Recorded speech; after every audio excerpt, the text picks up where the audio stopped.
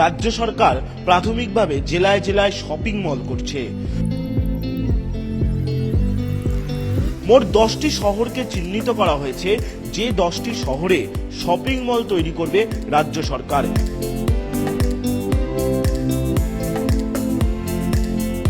নমস্কার, নিউজ 18 বাংলায় আপনাদের সকলকে স্বাগত। আমি আপনাদের সঙ্গে সোমরাজ। আপনারা যারা অনেকেই জেলায় জেলায় থাকেন, বিশেষত দক্ষিণবঙ্গের জেলাগুলিতে থাকেন বা উত্তরবঙ্গের জেলাগুলিতে থাকেন, অনেকেই অবশ্য শপিং এর জন্য কলকাতায় আসেন। কিন্তু এবার সেই মুশকিল আসান। কেন বলছি মুশকিল আসান? তার কারণ রাজ্য সরকার প্রাথমিকভাবে জেলায় জেলায় শপিং মল করছে।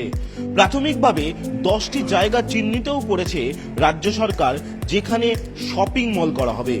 তবে এই শপিং মল বেসরকারি দোকানের নয়, এই শপিং মল হবে রাজ্য সরকারের স্বনির্ভর গোষ্ঠীরা যে সমস্ত পণ্য তৈরি করে তাকে বাজারজাত করার জন্য।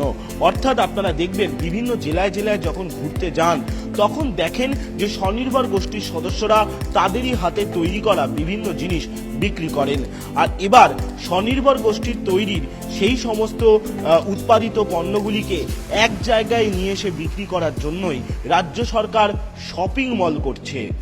কলকাতায় আলিপুর জেল মিউজিয়ামের ঠিক বিপরীত দিকে যেমন একটি শপিং মল করছে, তেমনি আবার ইতিমধ্যেই 10টি শহরও চিহ্নিত করে ফেলেছে রাজ্য সরকার, যার মধ্যে রয়েছে শিলিগুড়ি, মেদিনীপুর, দীঘা, চন্দননগর থেকে শুরু করে রয়েছে আরো বেশ কয়েকটি এলাকা।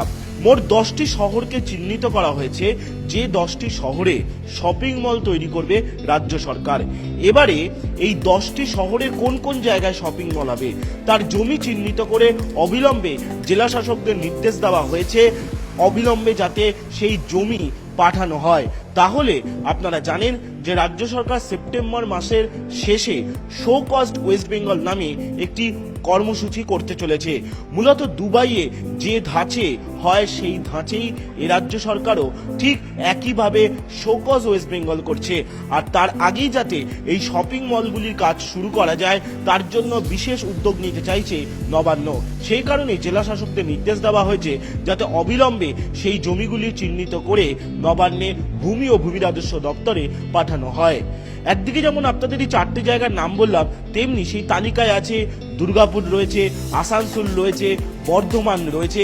অর্থাৎ যে জায়গাগুলিতে বিশেষভাবে আকর্ষণ, সেই জায়গাগুলিতেই প্রাথমিকভাবে এই শপিং মলগুলি তৈরি করতে চাইছে রাজ্য সরকার। তবে যেটা রাজ্য সরকারের আধিকারিকরা বলছেন, 2 বছরের মধ্যেই এই শপিং মলের কাজ শেষ হয়ে যেতে পারে।